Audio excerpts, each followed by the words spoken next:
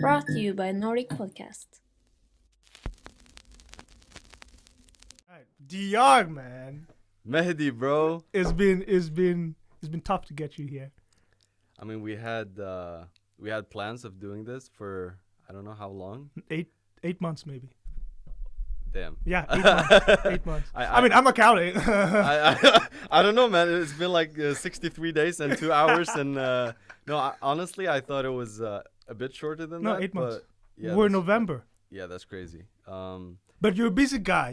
Life has been it's been filled with a lot of different things. Yeah. It's been stressful. A lot of becoming a parent is not. Congratulations, Thank by you, the way. Thank you. It's not that easy. Even getting here, doing this has been a little Yeah. bit. We have to schedule. Yeah. Have to talk with the wife. We're also having the second kid. Wow. Pretty soon. Do we know the gender yet? Are you guys? I mean, I've told everyone I know, so I don't think it's. It's not a secret. But by the time this comes out, it's probably He's probably uh, or her. it's a her. Oh, Yeah. congrats, man. Thank you. Congrats. Thank you. Yo, there's something different. Is this your first daughter? The first kid was No, it's my second daughter. second. So Yeah, you so I'm blessed. You're daddy's girl. Yeah, That's yeah, amazing. Yeah. I have one daddy's girl now, and probably the second one coming soon, unless she becomes a mommy's girl. But I doubt it. I doubt it. No disrespect to No Milana, disrespect. but yeah. No, man, it's really a pleasure that you could make it. I know, as you said, you are a family guy, but it's very important that people like yourself who have been through so much, who still understand the core values that are needed to be protected and still protect it, come on, podcasts like this and share that it's possible.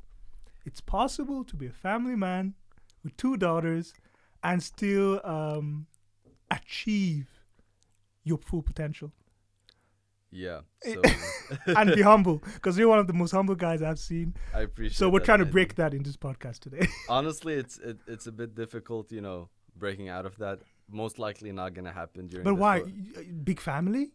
I don't know, man. I come from a family with a lot of, not to, pat anybody's back, my own or my family, but we come from a family where everybody has done, something. Like we spoke about a bit earlier. My dad is a very, established doctor.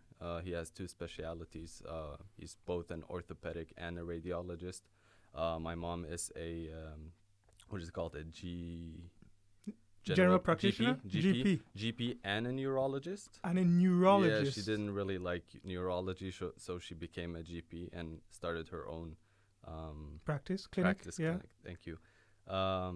You'll probably have to help me out with some terms That's during the this least I can do. podcast. I don't speak English, You're doing good. in a full conversation so often. But yeah, so I feel like they achieved so much, and not only in terms of academics, but also in life. They brought me to this country.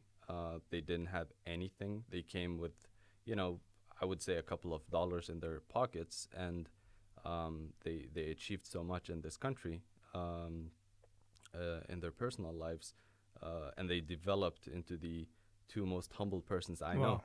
And this this puts an effect on a child growing up in this family.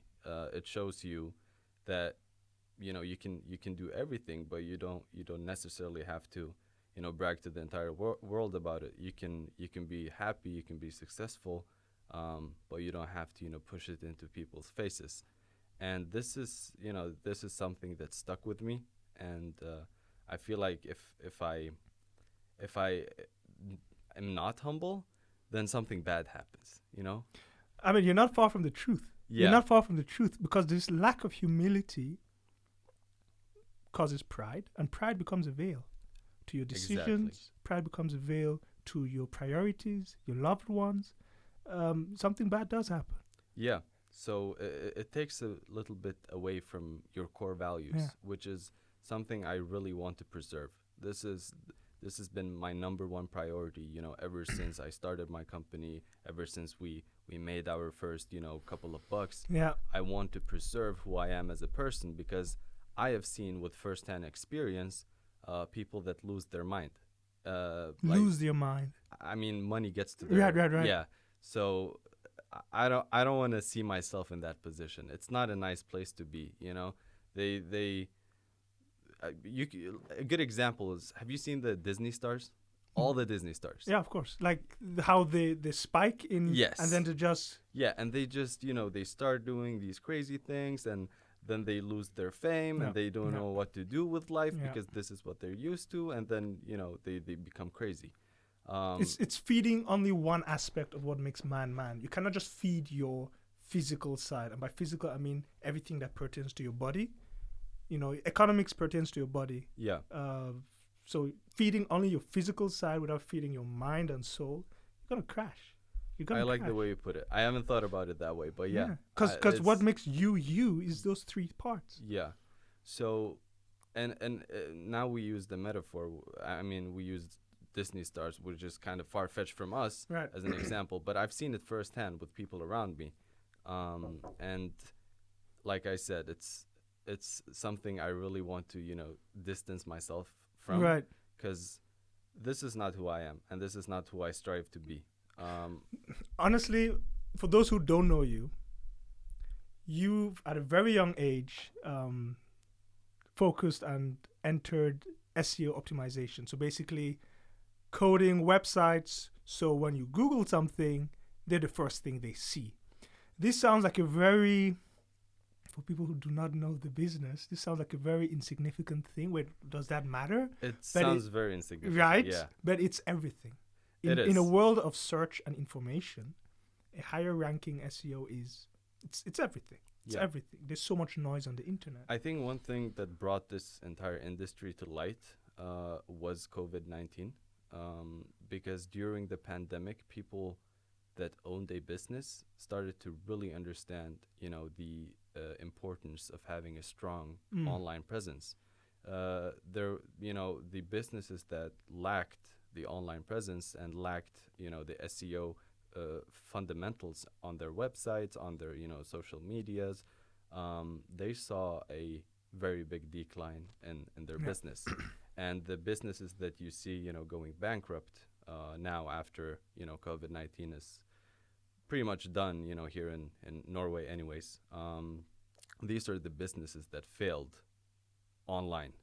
But the businesses that, survived during the pandemic are the businesses that had put a little bit of groundwork and fundamentals into their, online presence pre-pandemic.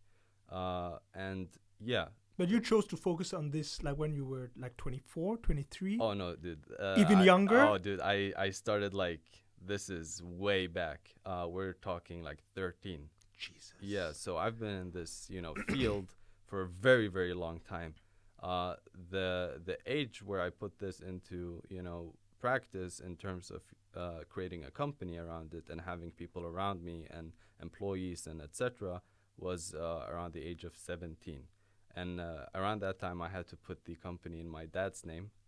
So because I wasn't in legal age to create a company, LLC here in Norway. But when I turned 18 is when we officially started. I think it was called Dyar Marketing Labs. Dyar, yeah, Dyar your name. Marketing Dyar Labs, Marketing Labs.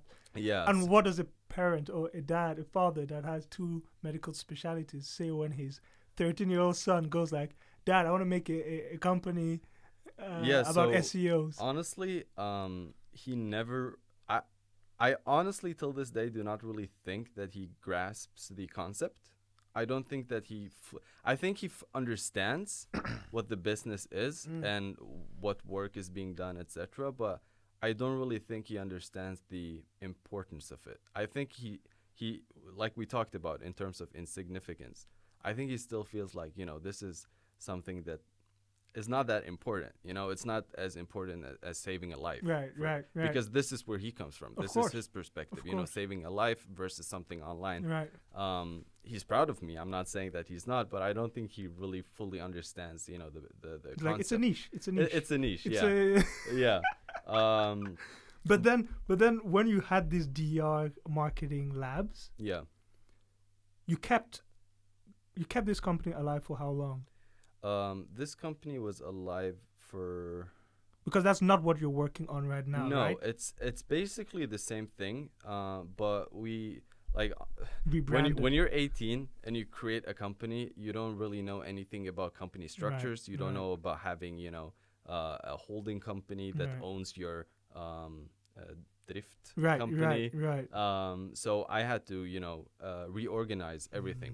So we did create PEAR, which is a lot of people don't really understand what PEAR is. Is that the holding company? No, Dyar Holding is the holding company. Okay. This is my personal company where we hold all the assets. The SEO company is called PEAR, Peer. as in the fruit. Right. So everybody thinks yeah. it's a knockoff of Apple because you have apples and pears, right? But okay. I haven't really explained this to a lot of people, so it's gonna be a first here on the podcast. It stands for appear, as in appearing somewhere, right? Oh, to appear somewhere. Yes. So you took the We took the last four letters, but appear as in Yeah. appear. Yeah. Oh. so there you go. That's the name. It's like you want a misunderstanding to happen. I did want a little bit of a misunderstanding, and I did like the whole idea of using a fruit Right, as the name, because there's a very successful company doing that. But With a very successful fruit. I mean, the fruit had a feature with Isaac Newton, the apple on the head. exactly. The fruit had a feature with It's- Adam and Eve. It's been featured a lot of It's places. been featured in the Bible, man. It's Yeah. Yeah. Jeez. I don't know if the pear got featured anywhere, but it's our brand name, anyways. no Yeah. structure is everything. Yeah, so we did restructure the company. So PR is the company that gets the clients, invoices all the clients. Right. The money goes into PR. Yeah. And then we have the holding company, which allows me to do investments. So Mm. instead of, getting money in and then starting investing it, the accounting becomes a little bit difficult. So you have the pyramid structure where you have at the top, you have the holding company, and then you have subsidiaries Right. doing work. You have a real estate company. Right. You have a SEO company. Then you have if I ever want to make another company, it's all owned by the holding, and then the holding can. I'm not gonna bore you. No, with no, all no, the no. This is business, key because a lot of people start without knowing this knowledge. Yeah, so this And is important It's very important because I spent a lot of time and a lot of money doing all of this restructuring, because you have to make a empty company, then you have to fusion your old company into the empty one to get a new organization number. I didn't do all of it. We had lawyers and You had lawyers to do this, accountants basically. to do Yeah. these things, but it was a stressful process. I'm sure it costs a lot to, It did cost, in the six figures. Jesus, these lawyers. Yeah, so so if anybody out there wants to create a company and they want to have their structure set for the future, I would really suggest starting off by creating a holding company. Of course, if you're gonna do investments right. and things in the future, I would start off by making a holding company, and then making subsidiaries under that company. So how did you come to light with this knowledge? I mean, obviously, as you said, at 18, you made it, but then you had to revisit it and you saw the structure. Is this self-taught? Is this... It is 100% self-taught. Wow. I never went to a school for this. There is no school for this. There is actually no classes for this either. It's not something you can just go out and start learning. There is obviously, a couple of classes you can find online, but the problem comes from Google being a dynamic algorithm. It's not static. You cannot just treat Google as a static thing where you learn this type of knowledge and now you can apply it. What you learned today might be 100% invalid by next week. This is a dynamic. How do you build on quicksand? So we have a lot of people in our company doing case studies. When there's an algorithm change, we do a lot of case studies. We see what worked, what didn't, what did they change. We make predictions of what might have changed based on, let's say 2 months ago they changed this. Now they might have changed that. So this is something that comes through the years with experience in the field. I can teach you something right now, and by the end of next year, it will be 100% invalid. Ah, It will not damn. work. Yeah. Damn. Don't bring No your pen, paper. no paper, need. no It's nothing. invalid. The core, fundamentals will still be the same because the internet works in a certain way where, links, a website can link to another website. Of course. This is a Right. core, fundamental of how a website works. But how this link is being treated, how the algorithm looks at this link, how they value this link, this is something that is constantly changing throughout the years. And you guys have obviously been highly successful at predicting this change and these fluctuations from, doubling, tripling, and quadrupling your holdings. We have seen at, I think it was the financial paper in Norway, there were 2 articles about you, one when you're around 23, 24, and then one again when you're around 27? 26. 26, Yeah. 26. Yeah. And it was a quadruple increase. And it was like, what's this guy doing? Yeah. So What's he doing so right? And why is he nailing it, at such a young age? Yeah. Obviously, no one has, self-taught. So the thing is, in this industry, you have to be very hands-on, right? The companies that, put their feet up and they're happy with where they're at and they think that they've figured everything out are the companies that will stagnate after, Right. the years to come. Right. Their revenue will go down, and this is a direct, result of customers leaving. When your customers are leaving you, it's because you're not able to produce results for them. If you're quadrupling your results, it means that you were able to not only provide results for your existing customers, but you got 4 times the amount of customers that you used to have. You got bigger Right, clients and right. bigger companies that reach out. And this is because we're always hands-on. We know that something changed now. All the other companies are working just as hard as us trying to find out what's changed, and the first people to figure this out are the people that have the ace up their sleeve, because they know exactly what needs to be applied, what we need to do to bring back the results that our customers used to previously have. And I think this is what differentiates us. Is I'm very hands-on. It doesn't matter that I'm a father now. Right. It doesn't matter that I have something to do that day. If something happens in my company, I will be the first person to get on and be hands-on immediately, because it's a game where time is of essence. You cannot just waste 2-3 hours of your day and then come later. If something happened, you have to be online right away. And this is something my wife complains about a lot. She says you're on vacation, but you're not really on vacation, because you have your laptop with you, you have your phone with you. But this is something I chose. It's something that I've been doing for a long time, and it doesn't really bother me. No, and it paid for your vacation. It did pay for the vacation, yeah. I agree with her. Sometimes you have to, take a break. Yeah. And I've been burnt out multiple times, and this is something I really felt on my physical body. When you get really burnt out. How did that manifest? It manifested in my life as a numbness. Wow. I was numb from my neck and down. Wow. For I think it was like 3 months, where I couldn't feel a single thing. I went to multiple doctors. They tried to treat me, but they said it was psychological, but it was manifesting as a physiological. Yeah, a neurological output. Yeah, you know these things. And it was very scary, because I felt like a floating head, and it's not a nice feeling, because you can't feel your arms, you can't feel your legs, you don't know that there's a body that exists below your neck. So that's when I decided to take, a break for the first time in like 12, 13 years. Jesus. Yeah. How long was the break? I think I took a break for like 3 months. That's good, man. Yeah. That's good. There's no point in working for something to the extent that, your health is in danger. Where it takes a toll on your health. Yeah. I completely agree. And that was something that, really became apparent to me, that I am still a human being. I'm not a machine. I cannot work 24/7. And I had this epiphany, hey, you have to take a break.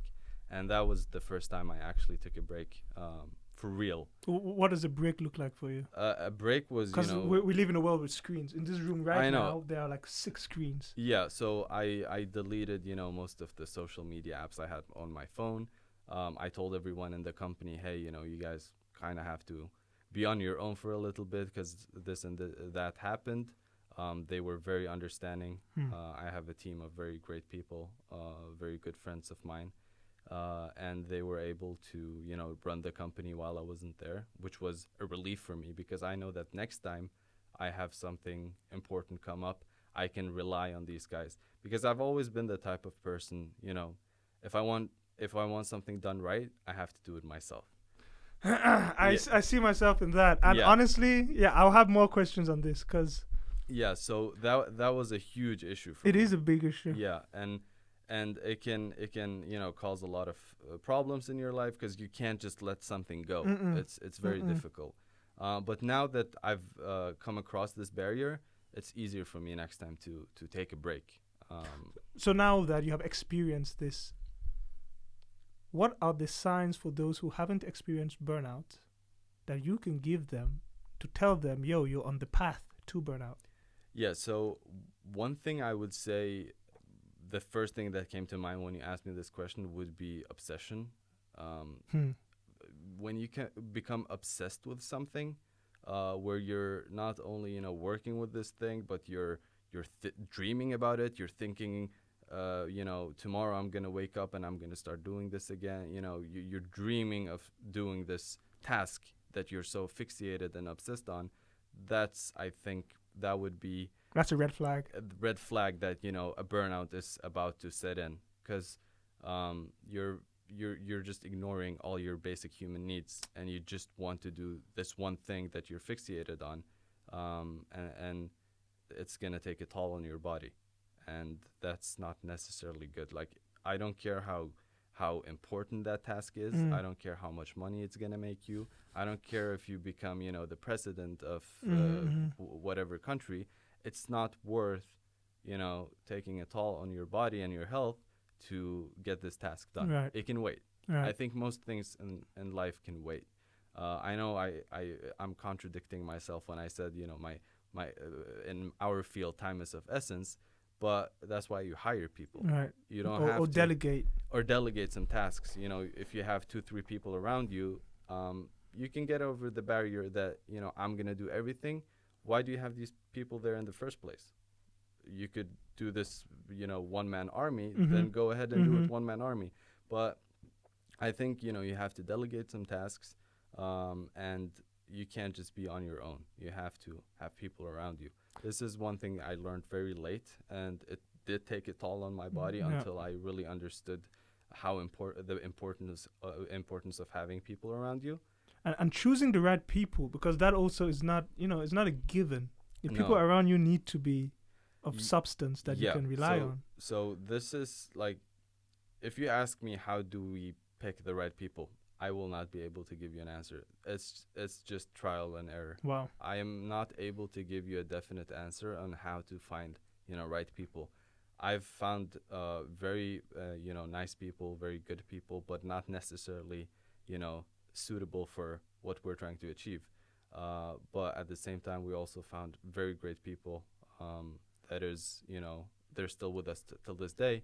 And they're some of my best friends. So it's just trial and error, I would say. Right. You have to get that experience by yourself, because there's nothing if somebody gives you like a checklist of what to look for in a person, just ignore that. That is not good advice. It's not valid. Every person in this world is unique.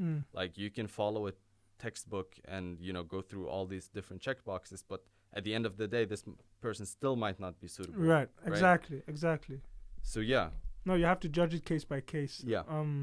Because honestly, the team it's so essential. It's so essential in terms of trust, in terms of you being able to rest, knowing that, okay, it will be fine, it will be okay. And preventing burnouts. Because I met this doctor, actually I worked with him before. He was actually a neurologist that had started doing talks on burnout. So Mhm. he travels the world and holds like conferences on burnout and fatigue and all that. When Corona happened, he couldn't do the talk, so he went back into working as a doctor, and that's how I met him. And his perspective on this burnout and the way he was working after all this period, Mhm. he was taking his time with everything he did, and he was always present and he was always in the moment. Yeah. When I interrupted him to have a conversation, you would actually feel that he is listening to you. Yeah. And all these small things I noticed, and that's how I was like, you really have like hyper focus. He goes, no, this is how I prevent burnout. I go, what do you mean? And then he told me this backstory about hyper focus, staying on one thing at a time, really trusting the moment, and that in a way was sufficient for him to safeguard his nerves and work, come back as a doctor and work. And these small tips, I feel, I mean, I'm sure there are like thousands of them, right? Yeah. Thousands of different ways. But these small things, I feel, they're not mentioned enough. Yeah. No, this is something that was completely new to me. Honestly, up until the point where I actually had a real burnout, nobody ever told me, hey, No. this is a possibility. It can happen to everyone. We're all human beings. We're built the same. It can happen to anyone at any time. So it was completely like, I didn't know Right. what I was getting into, right? It was such a weird thing. And I didn't know that it was a burnout. That was the scariest scary part, part. right? Yeah. Nobody can tell you, hey, you're having a burnout right now. It's just you get all these different feelings at the same time, and you don't know what's happening. It's just a Because now, as I even mentioned when you arrived, you look way healthier physically than when I saw you last time. yeah. So yeah, I've been working on myself for, I would say, the past couple of months. Good. I've been really focusing on myself because it's not only about me anymore. I am a father, and I do have responsibility, upon my kids, and I can't be selfish anymore, right? So that's also been one of the blessings in my life that, put me to the pathway of bettering that's good, myself. Man. That's good. And that's interesting that you say that, because many people don't correlate not taking care of their health as selfish. When you have kids, not taking care of your health is selfish because you're depriving them of a healthy parent Exactly. with a healthier, let's say, lifestyle and a longer life. So that's actually a really nice angle that I might use in the future. Yeah, where no, that's very important to remember that you're not alone in this life. If all right, let's say you're not a parent, right? You still have parents, don't you? Yeah. So if you're being, if you're not taking care of yourself, and God forbid something happens to you, imagine your mother, staying up at night crying for you, right? So you do have all these different responsibilities. So you cannot be selfish in this life. We're all connected somehow. You have parents. Yeah. You might be a parent. You have, let's say, a girlfriend, a boyfriend, a wife, a husband. So yeah, you have to think about everybody around you. But it's really hard for a lot of people, it's really hard to keep these priorities in check, right? Keep the priorities in order, especially when you're an entrepreneur. You have so many, balls in the air. You're trying to make ends meet. A lot of times, like I'm sure you're like uncertainty. Should we even stop? Should we continue? Is this even worth it? How do you keep your priorities in check, in the sense that how do you not lose focus at the end of the tunnel? I think it might have something to do with me having, I wouldn't say severe, but I do have a very strong case of OCD. I do have, for those who don't know what OCD is, it's obsessive compulsive disorder. In other terms, in more non-formal term, it's called perfectionist. Right. So it's helped me a lot. It's been, a blessing and not so. It can be a curse, man. It can be a curse and a blessing in disguise. But I would say it's been more of a blessing to me, because it helps me organize things. For instance, I do have this thing where everything on my desk needs to be like completely aligned. But that also has to be like that in my mind as well. right? Mm. So all the tasks that I need to do need to be, completely perfectly aligned in my head, and my brain kind of does that for me, I would say. So in that regard, I can't really give No, you. no. Uh, Einstein actually has a quote on exactly this. He Yeah? says that the state of the man's desk is the state of his mind. Yeah. A cluttered desk is a cluttered mind. I did not know that, Well, but that's exactly how I feel like it is. That's very weird that he said it. that. It's a quote. But I feel like, if you look at my desk back at home, everything is aligned. It's clean. It's perfect. One would look Right, at it right. and say, "This is perfect." This is a And desk that isn't used. Exactly. It looks like those demo tables Right. at IKEA or something. Where people haven't really sat on them at all. And I strive to have that type of alignment. Everything is aligned. Everything is clean in my head as well, and that goes for my thoughts as well. And if I feel like I cannot achieve that immediately, I just take a break. Hmm. I wouldn't say like a long break, but let's say for 2 hours I do absolutely nothing. Just try to align things in my life, Right. and get my priorities straight. Because that is also a very important part of being an entrepreneur. You need to have your priorities straight. Yeah. You need to know, do I prioritize this thing in front of this Yeah. thing? What do I do first? Do I do this? Do I do that? And actually, I get a lot of questions on Instagram from people that look up to me and seen my progress. Hey, like, what do I do first? Do I do this? Do I do that? Hmm. And they have all these different ideas and things they want to do, but they don't know what to do first. Why do you think they lack the insight to know what to do first? I think it also comes from experience. But do you think they know their goal? Because I might be wrong, but I feel like if you don't know what to do first, your goal might not be clear enough for you. I might disagree with you on exactly that. Yeah, one. go for it. But I want to think- hear what I you think about they this. do have a goal, but I think that the pathway is not paved to that goal.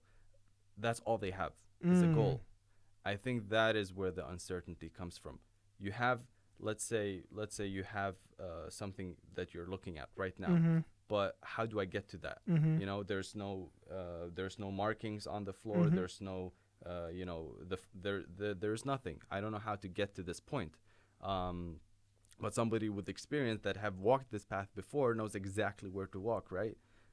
Or see a pattern from something that Right, a right. different place that they've been in life.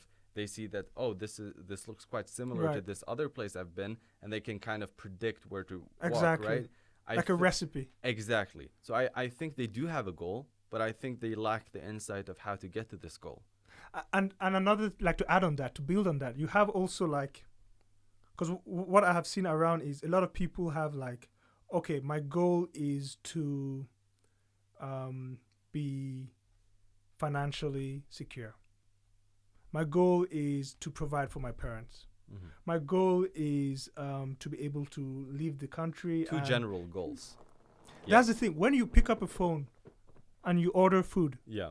do you go, Just get me a pasta. yeah, you don't say, I want food. Yeah. They say, okay, you've come to McDonald's. What can I give you? Food. Yeah. No. You have to, what do you want? I And like that's that. it. Most people are ordering food. Yeah. But once you say, I want a Big Mac without onions, double the pickles, Yeah. you have a recipe. Yeah. And a recipe can be followed. Exactly. And that's kind of like maybe a symbiosis of No, what I we're saying. 100% agree with you, what you just said. Right. I was going to get into that right after the whole, Right. them having a goal, because that's issue number 2, having a too general goal. Because everybody, I would say that everybody in this room want to be financially independent, right? You want to be, I want Exactly, to be. but like the definition, what's But- your but- definition? Yes, but what is exactly your definition of financially independent? Yeah. Like, do you want to make this much? Do you want to make Yeah. this much? Within what field? Yeah. What do you want to be? Do Yeah. you want to be an astronaut because Yeah. they make money? Do you want to be a thief? They Yeah. make money too, And right? do you want to make money passively or actively? Exactly. A lot of people are workhorses. They Yeah. love to work. Yeah, They don't like passive income. exactly. I know a lot of people like Yeah, that. I You know, I love people like that. that's an employer talking. Yeah, those are the type of people we like, right? No, but it's you have to set a very specific goal. Like, you Exactly. cannot just be like, hey, I want food, right? Just like you said. No, 100%. I completely and that's agree. kind of, maybe I wasn't expressing clear, but that's kind of what I mean by your goal isn't clear. People have goals, but it's like, what is it? Yeah. For me personally, time. Yeah. I want to free up as much time as possible in my 24 hours for service, for my own personal definition of service to mankind. Yeah. The more of my 24 hour is eaten up for survival, the less for survival and not serving, the less successful I am in my eyes. Yeah. I need as much time as possible freed up to dedicate to service. Now, I know people, like you even just said, that are like, no man, I need to work. I'll be bored to death. Yeah. Service is good, but also and that's the thing. Those people in your DMs, I mean, you have to continue the thread, but do they know where they're going? Do they know where they are going? Do they know, specifically I what they want? think they do have a goal. Okay. Yeah, but I think it's too general. generic. Yeah. I think it's too generic, and I think I would say 95% of the people reaching out, I think their goal is to be rich. Right. This is what they've seen. Right. They've seen, nice cars. Right. This is why I fucking hate social media. I just have to be honest. Yeah, I agree. I hate social media because everybody's rich, everybody's famous, everybody's handsome. We have 25 different apps to fix your face. Even if you're ugly, you can still be handsome, right? Yeah, filters kill me. They kill me. So this is what the kids see. They see a famous, successful, and rich. They have the trifecta. They have everything. They're famous, they're rich, they're handsome. They have a beautiful wife. They have kids. But in reality, they actually don't have any of these things. They might be the most miserable person you've ever met, and social media is all they have. That's what they will spend. They will spend 95% of their time portraying this picture online because their actual life is very miserable. Right. And this is what they see, right? And they want to be like that. They want to have all these cars they see. They want to be successful as the person that they're following. But it's just a facade. It is. It right? is. I do very well for myself. I do have a company, but I'm not putting my life out there. Yeah, no, because you had one post on Instagram when I met you. I was like, I had one picture uploaded. It was one. Yeah, I had one picture uploaded, and I think it was like a quote or something. It was something abstract. I don't remember. Yeah, I don't even remember. But the thing is, if you spend most of your time being active online, just know for a fact that person is not active offline. That's all I'm gonna say. I like that. Yeah. So that's and it's also the values that we support through a new system, a new voting system called follows, likes, and clicks. Exactly. One cannot be, because you hear this everywhere. There's not a soul on earth that will disagree with this in theory, but in practice, so many people are not following it. What I mean by that is, like, when we say, social media is pushing the wrong values to kids, everyone goes, yes, we agree. And then I go, okay, let me see who you're following. Let me see what you're like. Not only that, Mahdi, but this is something, it's a very basic thing. If there's supply, if there's supply, there must be demand, right? So if these people are uploading this many pictures per day, somebody's consuming it, of course, right? So don't be a consumer. Exactly. I think the best way for us to just get rid of this whole social media era altogether, I mean the fake one anyways. I know what you mean. I don't care about the actual people catching up with a friend in let's say Germany that they haven't spoken in 20 years. Or people who use it for education. That's perfect. Yeah, like Jordan Peterson, or That's perfect. We love that. Right. But this whole influencer thing, that's the one I'm getting at. The influencers, the people, where they're posting the ads and posing for the camera with this new project, pushing wrong values. Somebody paid for that post, right? There was a company that paid for that post because that post is going to generate sales, because people are following this influencer and believing everything they say. Right. this is, the issue. We got a little bit sidetracked. No, getting it into actually connects to my next question, which is, how do you think this will either be aggravated, so either increase or decrease, with the new Meta Facebook shift? Because now they're going to the Metaverse, right? And this opens so many doors. Talking about building on quicksand, what are you guys over there thinking with this new shift? Honestly, I think it's too early to say anything about it. At this point, I look at the whole, name change to Meta and them focusing on the Metaverse. I think it's just a big meme, to be honest with you. I do not have the faith in Mark Zuckerberg to be able to pull something like this off. I think somebody will eventually, but Facebook is a dying company. And this has been general knowledge for a long time, but people just don't want to admit it. There's very big shareholders that do not want to admit that their money is going to be burnt very soon. Facebook is very good in terms of, advertising, getting publishers, getting ads out there. But it is, at the end of the day, a dying company. Nobody uses Facebook. The market share for Facebook is, very low. Instagram is getting even smaller now due to TikTok. Yeah. They own WhatsApp, but, how Telegram is there now, and people are Telegram, moving. Signal, we have all these different competitors, and they're taking over. What else do they own? Oculus, I think. Oculus, they do have competitors within that field, but it's not, in terms of apps and social media. Right. It's not within that. Right. It's an actual physical product. Right. And it's gonna be connected to the Meta. To the Meta. And that's kind of, do you think that is a pivot towards that, because they themselves know they're in a sinking ship if they don't? I think it's a cry for help, to be honest. I think them doing it has a little bit to do with the whole, getting exposed, that they're not good for your mental health.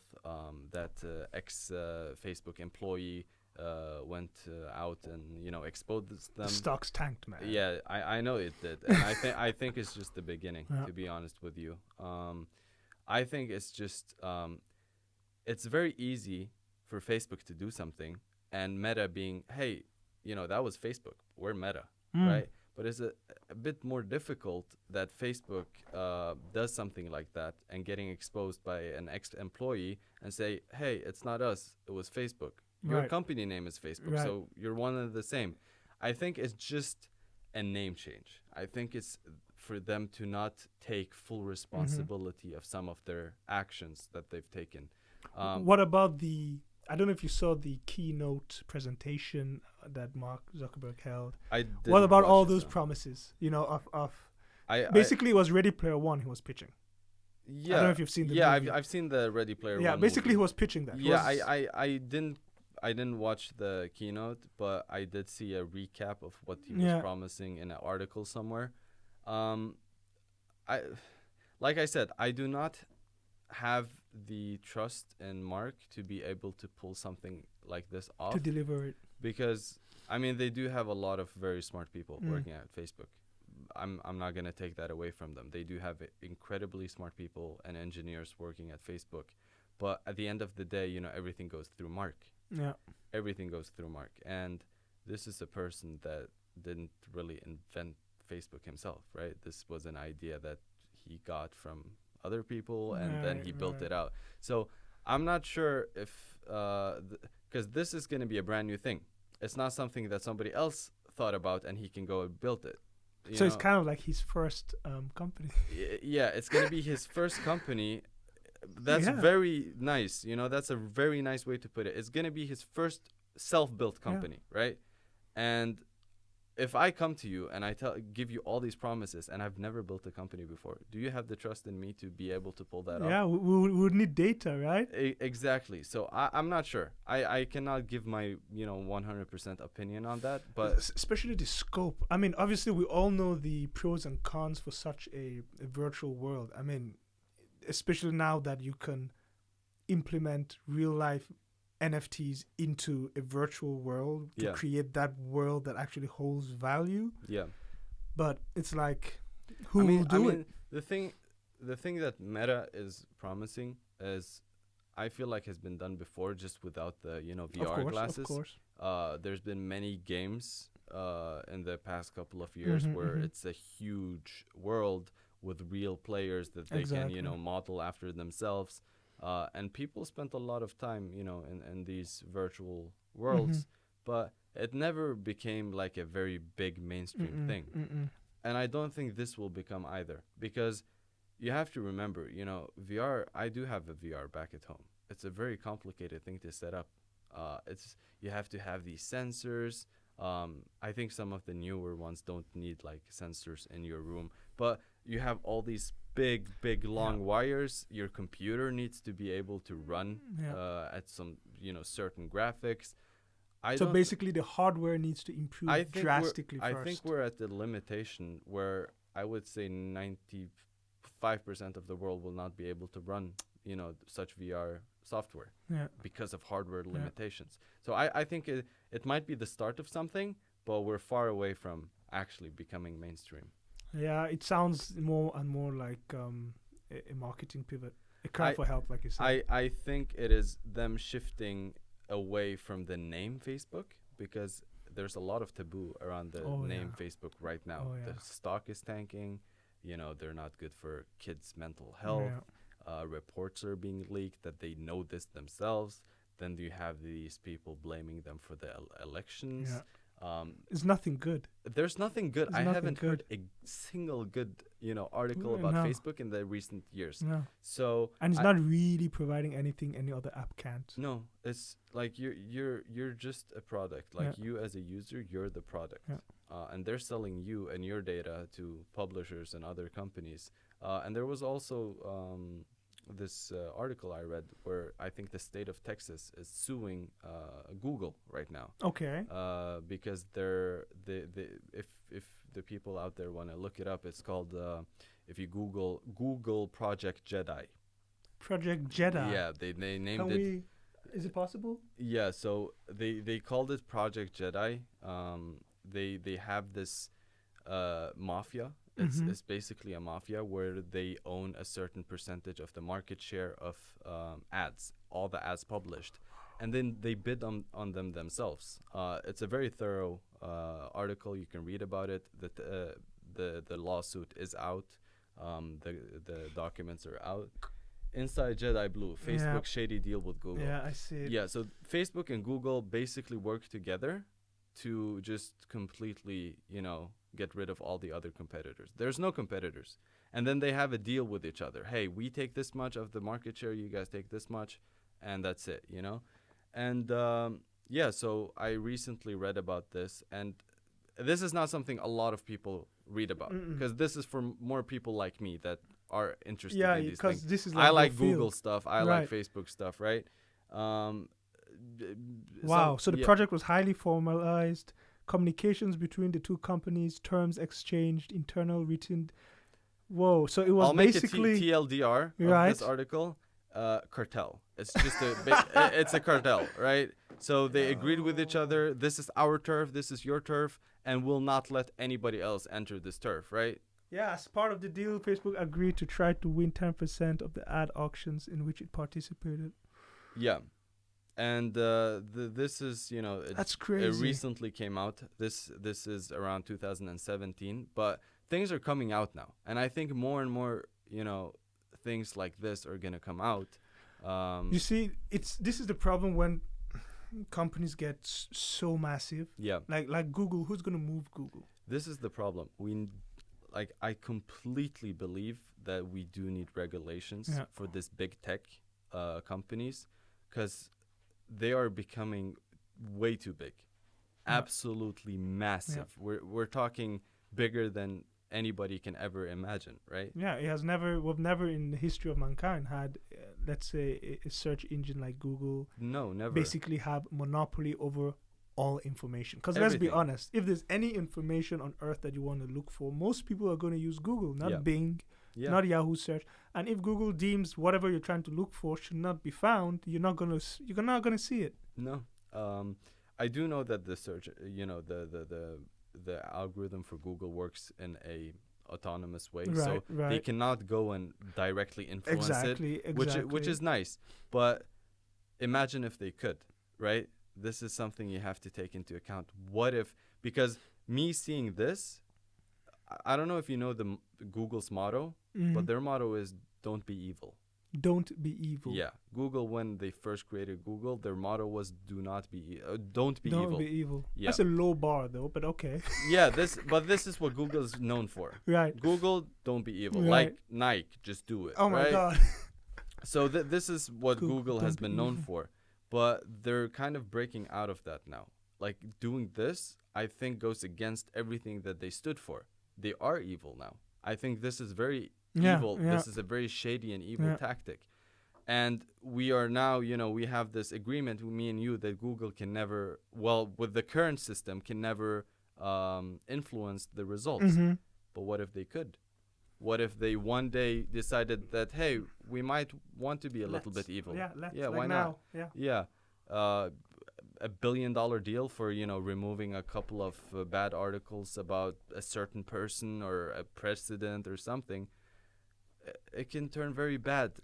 So we do need to have laws in place for things like this to not ever be Will an happen, issue, yeah. to not be a concern. Like, I don't want to be able to even think that far that this might happen, And it might, because at the end of the day, humans are corruptible Exactly. because we're imperfect, Yeah. and thus systems will be corruptible. 100%. I've seen corruption firsthand. It's everybody can get corrupted, and I think. Do you think we need more autonomous systems that don't have a human hand on the wheel? I don't.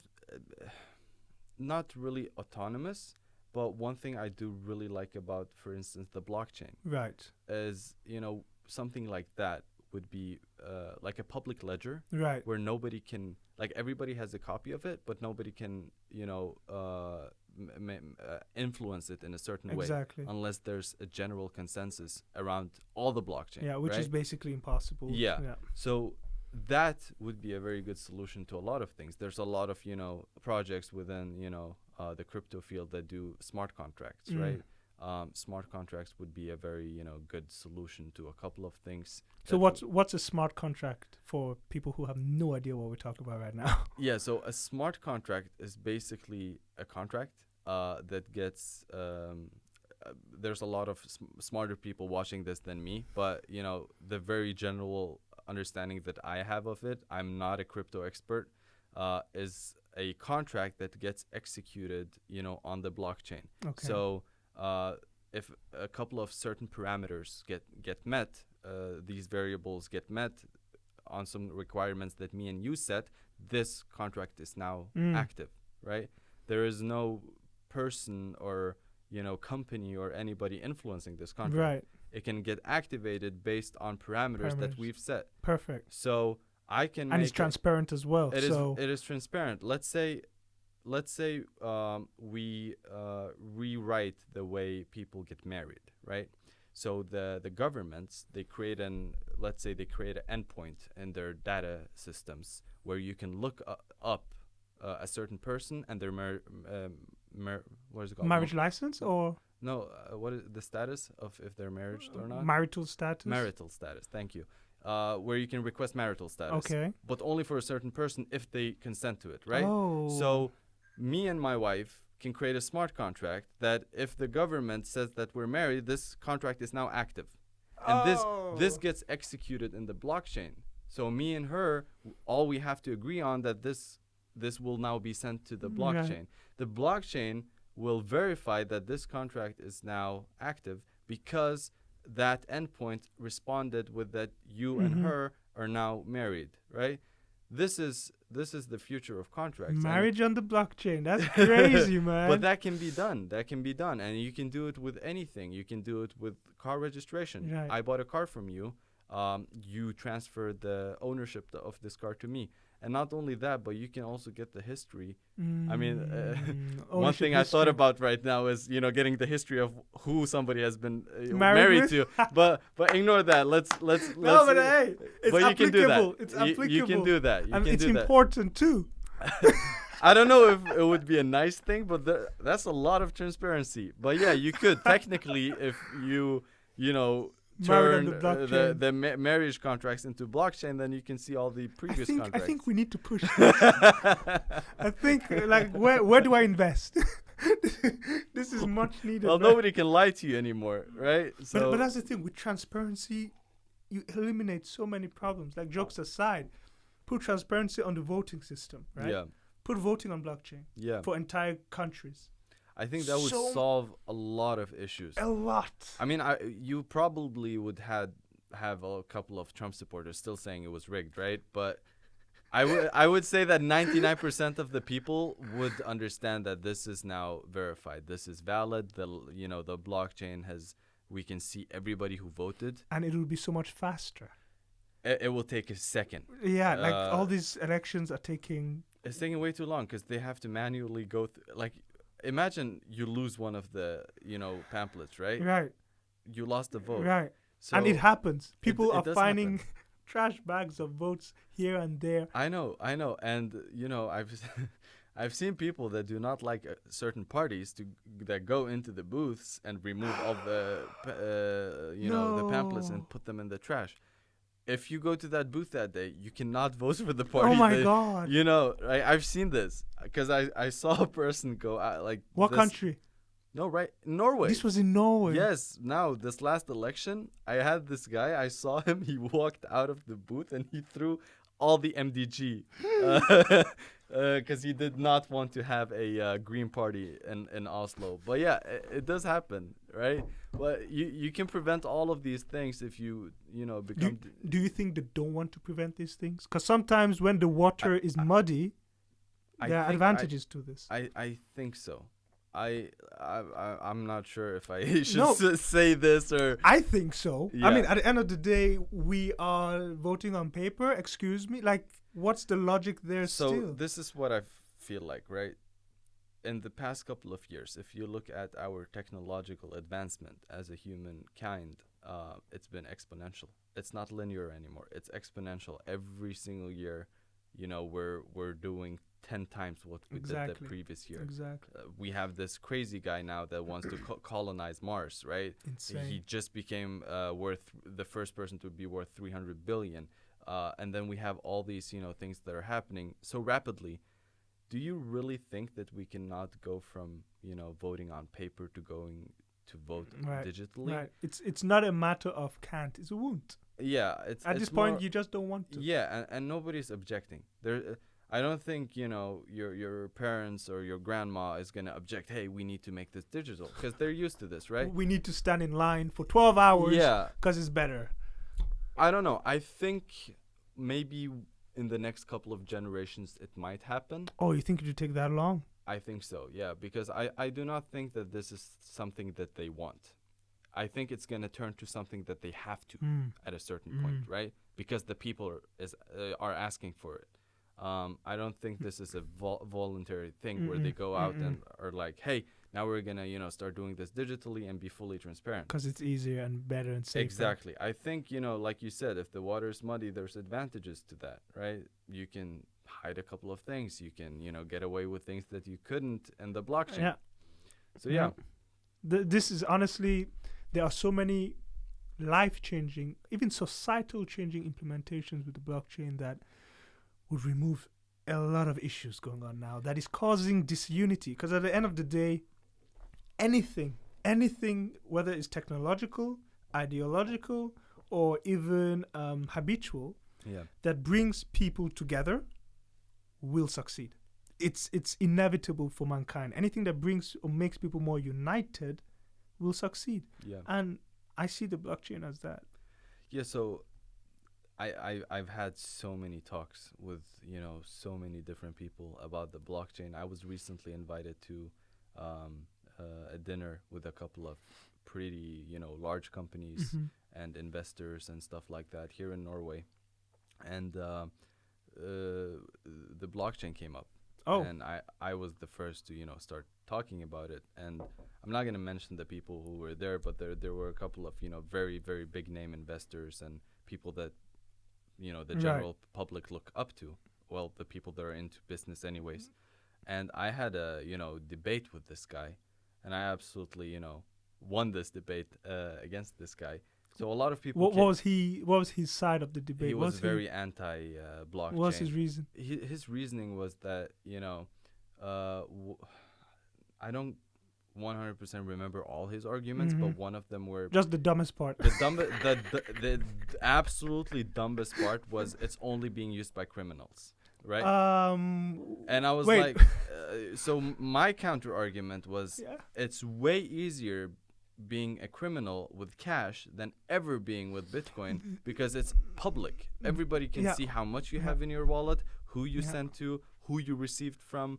Everything is public. The currency used most for crime is cash, specifically US dollars. Exactly. So what? And that was another person in the room actually mentioned that. He's like, you know what? I agree with Dyar because most of the currency that are used for crime is actually cash. And then there was that was the dumbest one. I walked out of that room face palming because then he started talking about but if you transfer your bitcoins to my IP address, what do you mean, man? What? He thought wallet addresses are IP addresses. Yeah, you see, that's designed to walk out. So I understood very quickly that this is gonna take a long time. No. We need to start educating people that the blockchain is not Bitcoin. No. Right? No. The blockchain is not Ethereum. It's not Litecoin. Yeah. The blockchain is something completely independent of all these things.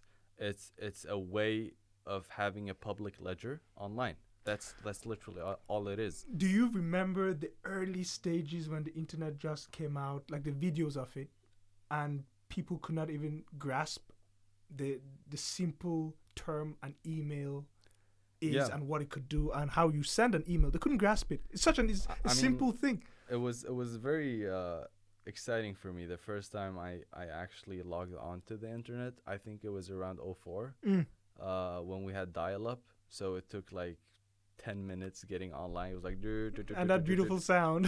It was beautiful. And when you got online, it was slow. You could do whatever you wanted. You could search for whatever you wanted. True. It was freedom, informational freedom. Everything was available. Now everybody takes it for granted, right? Oh, we have internet. I have it on my phone. I have it on my watch. My fridge. My fridge has internet. And now with the IoT, everything has internet, right? But it was a concept that took, I think, like 10 years for people to fully understand. Until this day, there are still people that do not use the internet, right? We're getting more and more people online. I think that's one of Google's main, goals for the near future is to get. They're working on Google Fiber to bring fast-speed internet everywhere. They started in the U.S. and I think they're slowly, branching out to different countries. I mean, it's to their advantage either way. Of course, either way. They're gonna have more users on their site. But there is a noble, let's say, effect of it. Yes, it's information getting to people. And that is because there's still people not having internet. Putting that as your goal means that there's a need for it. And I think we're at the very early stages of blockchain. I think some people understand it, some people use it, but and utilize it in different projects. But I don't think it's fully grasped. And it's even outpacing the growth rate of the internet. If you put them side by side, it is. It's outpacing it at a much quicker growth rate. But I think there's something very sinister about the crypto world as well. I think a lot of malicious players are using it to just make very quick money. Of course. Which is understandable. I completely get it. Who doesn't want $1 million in 5 minutes by just releasing a random, project? But remember the early days of the internet, how many scam websites? I remember that. And that's how we got a couple of billionaires that we have, like Mark Wahlberg. No, what is it called? Mark Broadcast.com. I almost said Mark Cuban, but no. Was Mark it him? Cuban, Was it him? Yes. Okay. It was Mark Cuban. Yeah, we like people like him. They actually made legitimate products. Yeah. But there was a lot of, we course. had all these scam websites, and And that's Yeah. the thing. When there is a new technology, a new innovation, there will Yeah. always be people who use it for evil, people who use it for good. But You it got regulated fast. Of course. That's why internet succeeded. Regulations. I think a lot of people are going to disagree with me on this, but I Mm. think crypto needs to be regulated, and that needs to happen very fast so we can, Mhm. remove all the malicious actors, Absolutely. all the people trying to make a quick buck, and actually stay with the legitimate Right. projects that are trying to do things. Like we talked about, smart contracts. Chainlink is Right. doing a really good job of doing smart Smart contracts. contracts. We have, Ethereum, that a lot of projects are built on Ethereum. Mhm. We have the Bitcoin, which is like the OG father of all the other cryptocurrencies. Helmless father. Yeah. And but- it's true, we do need regulation, because I like to think of regulation like traffic laws. Imagine traffic wasn't regulated; it would be chaos in the streets. I mean, I've seen countries with unregulated traffic, and it's a free for all. We can't have that. Everybody's on their own. Good luck. Oh shit! And that is how one has to look at regulation, not like stunting growth, but like guiding growth. Exactly. And I think that's where the misconception comes in. People think that, when regulations come in, that it's going to, everything's going to go downhill from there. I think it just guides it to the right path because there's laws. If you break them, there's consequences. Right now, crypto, it's the Wild West, It is. Coins are pumping you 300%. can do whatever you want. There's actual ads running on YouTube and other platforms that promote pumps and dumps. That is I've never seen this happen in any other industry other than That's crypto. crazy. I saw this ad once. Hey, do you want to make 500% in 5 minutes? Join our pump and dump signal group on Telegram for only $5.55 per month or something like that. You can join our group. We will send a message out that we're going to pump this coin. You're going to buy this coin, tell all your friends to buy it, then you dump it at the top. I'm like, wait, did they just advertise a pump and dump that is highly illegal in any other industry? It's crazy. It's actually crazy. And it needs something needs to happen. Heavy regulations. This is like federal crime. It is. The stock market. We know people do this, but they don't put ads on YouTube. They don't care. They don't care. They will put it on TV if they could, but probably. And it gives legitimate innovation a bad name. It gives does. Things like Bitcoin, does. Chainlink, Cardano it taints a bad the name. entire, what the actual people behind the blockchain and all these different projects. It taints their name. Yeah. It taints everything that they stand for and anything that they try to do in the future.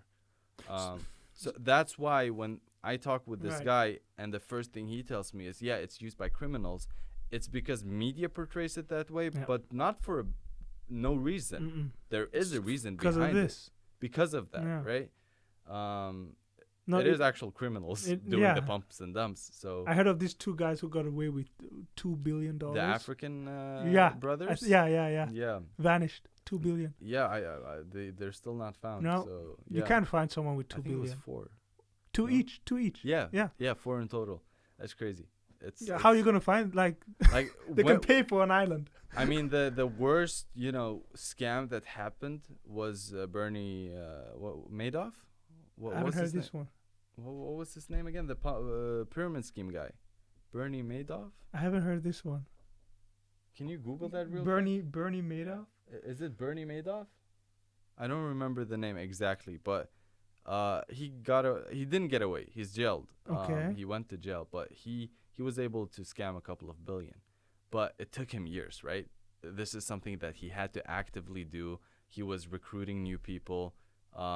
Just a couple of billion. He's the most famous con artist in the world, I would say. I'm gonna find this guy. Yeah, Bernie Madoff. Yeah, Bernie Madoff. I think it was 60 billion. 60. I'm not sure. That's 6 or 60. There might be a huge zero difference. there. There might be a zero there or not. I'm not sure. But yeah, like it took him years, right? Now, two brothers. How much?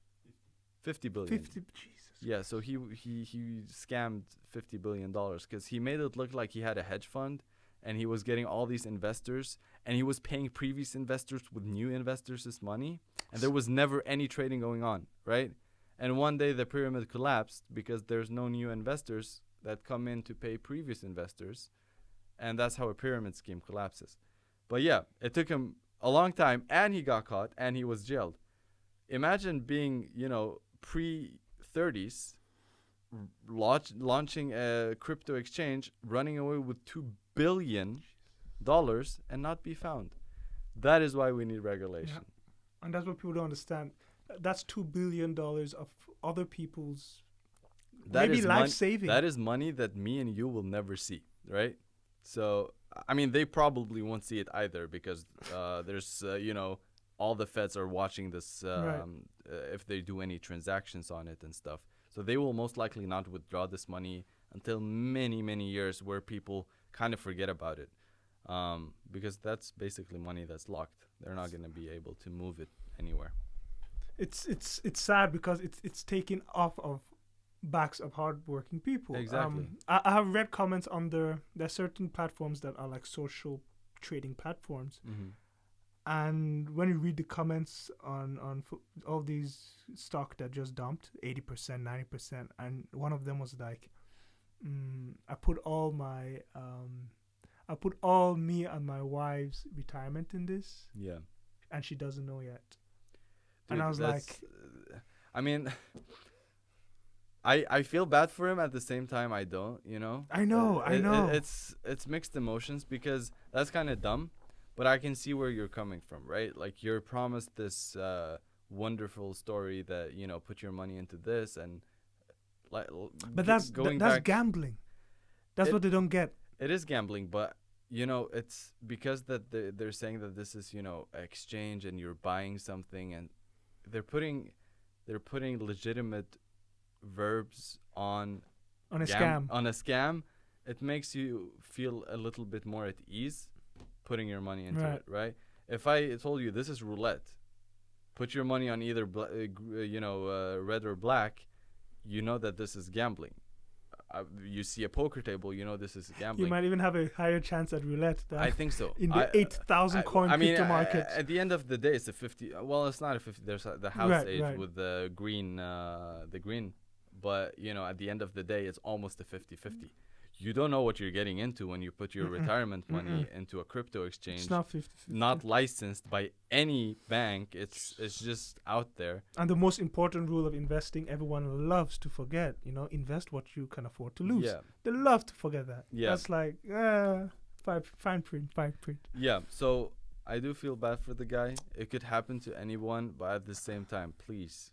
Anybody out there, do not put your retirement money or anywhere close to your retirement money or money you don't even own, your wife's money into something. If you can't lose it, honestly, I say still, if you can't lose it, don't put it in. Yeah. No, if it disappears tomorrow, you should be fine. Yeah. The only type of money that you should invest is money that you can forget about. Exactly. If you can go to sleep and not bat an eye over your investment, that's the type of investment you should do. If you're going to sleep stressing the life out of you, you did something wrong. There's too much in it. Yeah. Take some out. Just take it out. So, how would you like to, because now that this quicksand of tech is kind of changing, we see more blockchain, we see Facebook panicking and trying to make it like Meta. We see, so there's a lot of things changing. TikTok, we don't know where that will be in 5 years. We don't know where Instagram will be in 5 years. Yeah. You make a living in the digital world.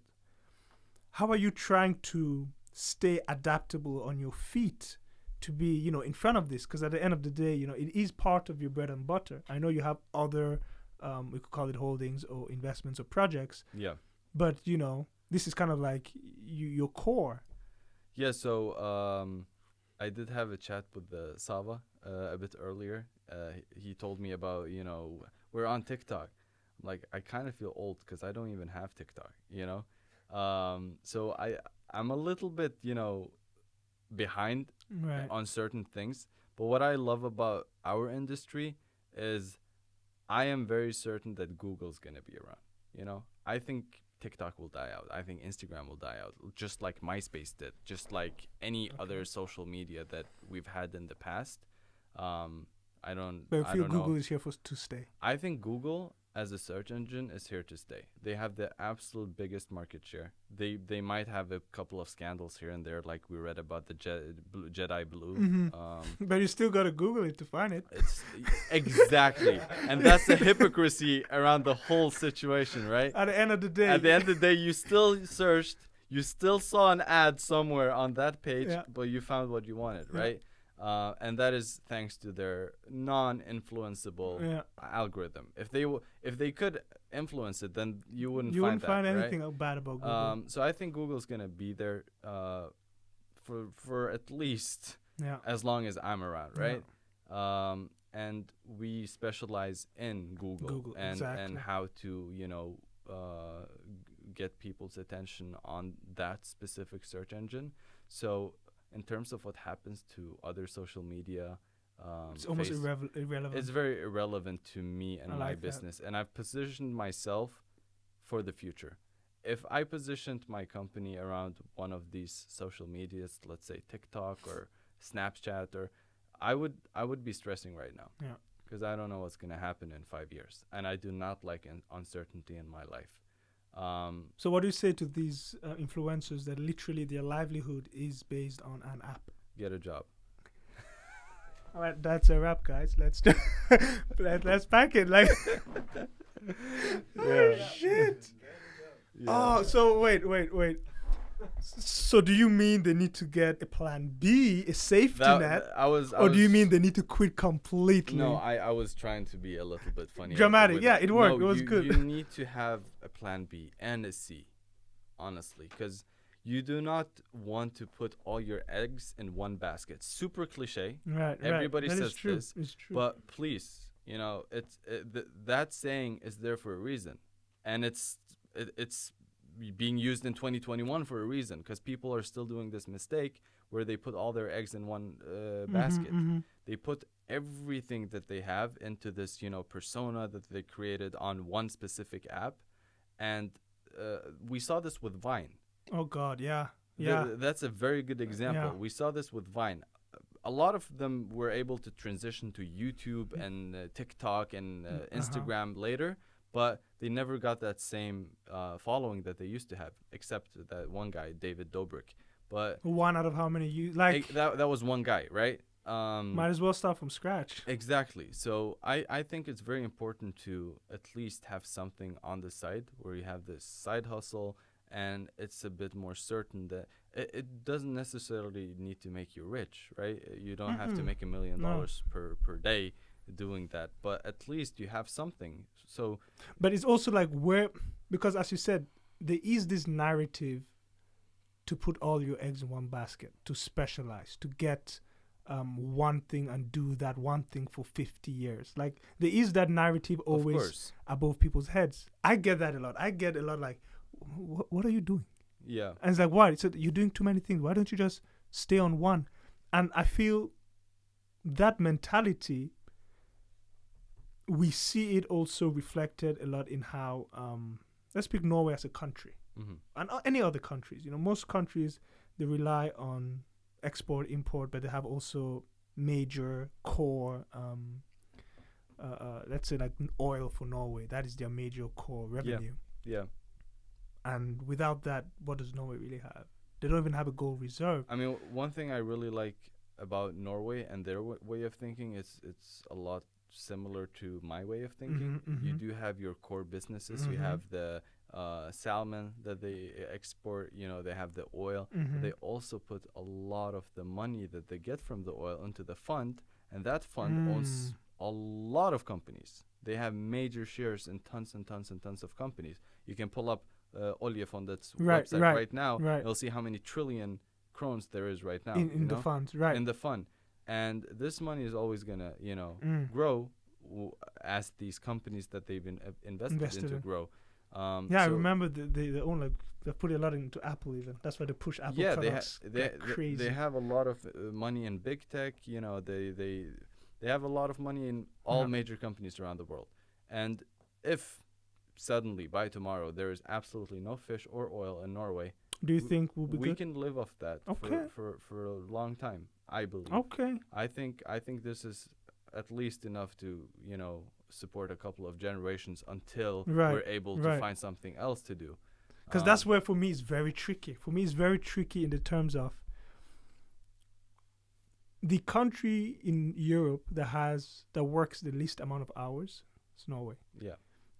The highest amount of people who are getting benefits, even though they are not, quote unquote, critically ill, Mm-hmm. is Norway. Yeah. So there's a lot of also the population. I don't know if you've seen this demographic. Yeah, there's a lot of old people. Exactly. Yeah. The triangle is flipping. It used to be old people and then adults in a broader base and then a lot more kids. But Yeah. we're entering an upside down triangle where we have less kids Yeah. and then adults and then a huge population of old people Yeah. where the kids are like almost supporting everyone. And so we're flipping, right? We're Yeah. flipping where we have more costs, essentially, and less new resources Yeah. to balance it. So for me, it's a very interesting conversation. We could go on for hours. Is like, is it time to pivot even there? Is it time that individuals think more like these countries that diversify their investment? Is Norway diversified enough? It's a hard question to answer, obviously, but I think they're diversified. If it's enough, it would be hard for me to answer. yeah. I do not have any Yeah, degree within this field, so I wouldn't be able to give a very I don't have enough experience to give a valid answer for that. But my personal opinion is they are diversifying. I feel like they've done a They're very trying. very good job at diversifying.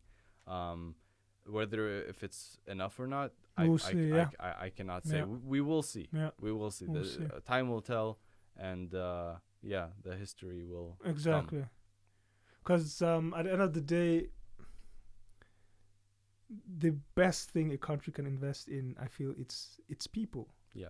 Look, And Norway does a very good job Yeah. at investing in its people. We get a lot of holidays. I think more than any other country. This maternity leave in Right, Norway is right. Very true. phenomenal. Yeah. Very true. Very Free true. education. Very true. Free healthcare. Yeah.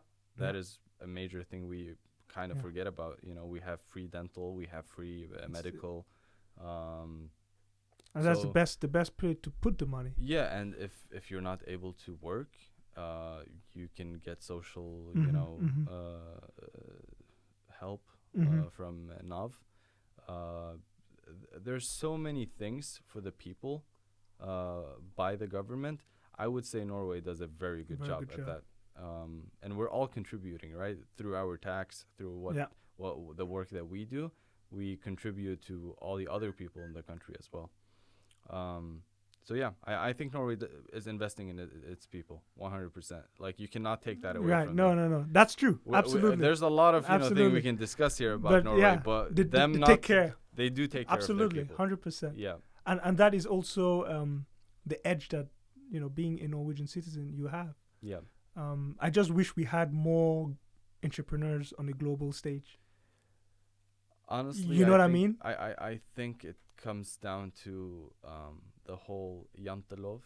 Again, bro. Yeah, Every podcast, this guy has to be. Yeah, we agree. yeah. We have spoken about it. We agree. I think it has a lot to do with that, because what it kind of does to you is it puts you in this box where you're refined into this, A4 person.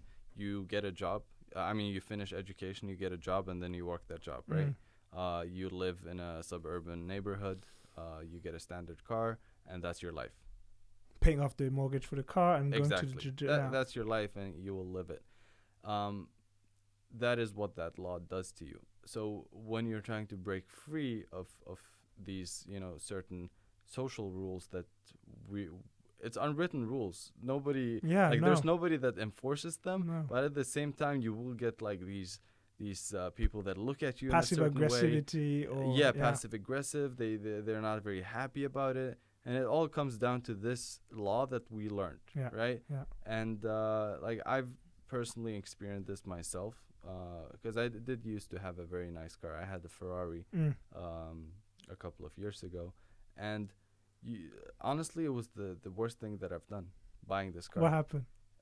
Like you get so many people that give you these disgusted looks, as if you've done something very, very, very horrible. Like by random guys on the street, or like just random people. It can be a very old lady. It can be an old man. It can be a middle-aged man. It can be a middle-aged lady. It doesn't matter. It's like, who do you think you are driving this car, right? Why do you not just have a regular car, or why do you just not have a bicycle? You know, it's weird. Does it stem from a place of inferiority complex, regret, hate, or selfless charity? Like why is there disdain? If you understand my question. I 100% understand your question, but for me, as a person that are not ethnically Norwegian, is difficult for me to answer, because I don't know. It might be inferiority complex. It might be, you know, hate. It might be anything. But I think it's just. But it's there. It's present. It's there, Yeah. and it's a social rule that they all have agreed on. Yeah. Basically, by never they've Yeah. never spoken to each other about it. Mm-mm. It's not like Norwegians sit every morning and have a coffee over, you know, who enforces the jantelov the Almost. most. I don't know if I've told you this story. When I Um, came to Norway when I was 9, Yeah, guess what we spoke about the first class? jantelov. Yeah. Yeah, And no, we all same read thing. from a book. Oh, same And thing. we all recited it. Yeah, same thing. We So had weird. it. We had it in the second grade. I remember when I first moved to Norway. I started first grade. They just taught us how to write letters and stuff. Second grade, by the time I could actually understand Norwegian, that was the first thing we learned. Yeah. So I remember that very vividly. Like, you do not need to think that you're better Yeah, than someone. yeah. You are not. Yeah. I remember the entire thing. But yeah, I think that limits a lot of people. I agree with that. I think if we can just phase out this entire bullshit, Mhm. jantelov, Mhm. I'm not saying that we should become a 100%, you know, like the US. No, it's about reaching potential. It's exactly. about reaching potential to contribute. The guy who cures AIDS might be a Norwegian kid Yeah, that hasn't heard about the janteloven. Let him go and cure AIDS. exactly. Like, follow your own path, you know, do your own thing. You don't have to be like everybody else, which is essentially what this law is teaching you. You have to be like everybody else. Conform. You have to conform. You're not better than anyone. Do not ever think that you're smarter than anyone. You're just like the rest of us, right? Which is very dangerous. This is a very dangerous ideology. I do not understand how this is allowed in 2021, because I think till this day they're teaching this. That's what I was wondering, and I did think not know so. who to ask because I don't have kids. I don't know, man. My daughter's gonna start, you know, Okay. first grade in a couple of years. Mic her up. Put a hidden mic. If I hear any of this jantelov bullshit, you know, in her class, I'll pull her out of that school. Yeah. We'll move to another country. No, it's You have very to dangerous. mic her up, man. Honestly, dude, that is a very dangerous ideology, and I think, you know, a lot of issues in the society stem from that, where we're not. Look at our neighbor countries. Sweden is doing amazing on the global I scale. was thinking about Sweden. Actually. IKEA, Spotify. So many things. Denmark is doing a lot of things too. Don't they have one of the highest unicorn companies? Like They do. They have so many fintech companies reaching a unicorn Yeah. valuation. They have so many different there is things. no reason Norway I've- shouldn't be Like there. most of the NDA, but Yeah. we work with a lot of companies from Right. these countries, right? And we kind of know, you know, their turnover and all of these things. Norway hasn't come close to these figures, right? No, and it it has to- saddens me. It It really has to saddens stem me. from somewhere. Something has led to us being, you know, subpar to these countries. And I honestly, like, it's just a theory, but I honestly believe it comes from that. Because I think we have a lot of smart people here.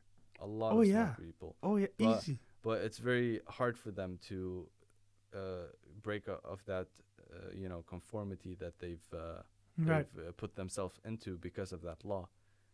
You cannot be different, you know. It's I find it It's mind-boggling tragic. that it's allowed, right? I do not think that this is something that should be taught. Mm-mm, mm-mm.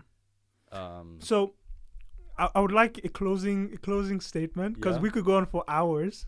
yeah. We actually have. Oh, dude. Yeah. But I would just like you to, for whoever who needs that extra spark, or whoever you say get a lot of inquiries in your DM, like if you could talk to them and kind of like point them in the right direction, that look, we're in Norway, these are your tools. Like what advice would you give in terms of them reaching their optimum self, mind, I'll body, try soul? to. I could speak for hours about this, but I'll try to keep it very short. So I'm a refugee, right? I come from a war-torn country. We came here with absolutely nothing, and I was able to build this, right? And it didn't just come from nowhere. It's because we've been given all these different tools, and I didn't have the tools that these kids have nowadays, right? I had even less tools than these kids have, and I was able to build this. There's so much free information on the internet. Like, I'm not encouraging anybody to drop out or do what I did, because I did drop out because I didn't feel like I was getting enough information for what I'm interested in from people that are twice my age, not knowing what they're talking about, right? But there's so much free information. We do have Google. We have all these search engines. You can search for absolutely anything that you want. Please, if you want to set yourself a goal, we spoke about this earlier. Do not set a generic goal, right? It is not a goal to become rich. That is absolutely not what you want. You want to have a very specific goal, and you want to have a recipe how to reach this goal. For instance, in my case, my goal was, to be able to build something online. I really liked, I always liked building stuff, but I wasn't very good with my hands. And this gave me a way of being able to build something that I am proud of, but not doing it, with my Right. hands. I could do it through code. Right. And I became a programmer. And through that, I learned the art of programming. And then we built tools, and then we built a company, and we learned stuff. And it just became what it became by accident. It just happened. I feel like everything that is meant for you will come to you one day, but you also have to actively kind of work towards it. Like, you cannot just sit on, you're behind and wait for it to Right. happen. You have to actively work for it. I think if you find your passion, if you find something you really enjoy doing, you will be able to make it successful one day. It's super cliche. I've heard, I've probably, repeated these words many times, but I could honestly not stress this enough. Find something that you like. It could be anything. Like, there are a couple of things that might not be able to yield you any type Right. of monetary success, but it can give you plenty of success, like feeling of self-fulfillment. Exactly. And that is also success in itself. Absolutely. There's a lot of very rich people that would have dreamed to be able to get that feeling again, right? So that is my, suggestion is, do not just put money as as a goal, or look at these influencers online and think that this is achievable. It probably is, but I think there's more to it. It's not everything you see is how the reality is. And just do your own thing and break out of this jantelov if you have it. Yeah. If you have it, if this is something that you're actively thinking about, oh, what are people gonna say about me? What are my neighbors gonna say? What are my parents gonna say? I mean, you have to respect your parents 100%. But at the end of the day, my parents did not understand what I did. They're very happy that I followed my own path. And I see that my brother is allowed to do his own thing now, because Beautiful. I broke out of the mold, right? Yeah. And it allows for the future generations to be able to do it. More freedom to move. Exactly. So do not be, honestly, people's opinion, you should care less about anybody's opinion. It does not matter. I do not listen to what people say about me. I do my own thing, and it's worked out. Every single year it's working out, because that is my recipe of success. Ignore the noise, do your own thing, and Yeah, It I will think come. I think it will come. I love that, man. So essentially, guys, you know, if money was no objective, what would you be doing? And we start there, dude. More than a pleasure. I think we could have gone 2 more hours. I think so too. So we really have to wrap it up. Yeah, dude, it was a pleasure, and you're welcome back anytime. Thank you so much, Mahdi. Thank you. Dude, all right, man. Thanks, everyone.